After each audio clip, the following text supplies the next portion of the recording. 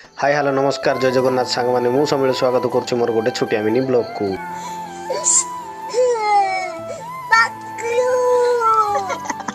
आपण मैंने भावुवे षंढ आमर बाहरिला कुआडे।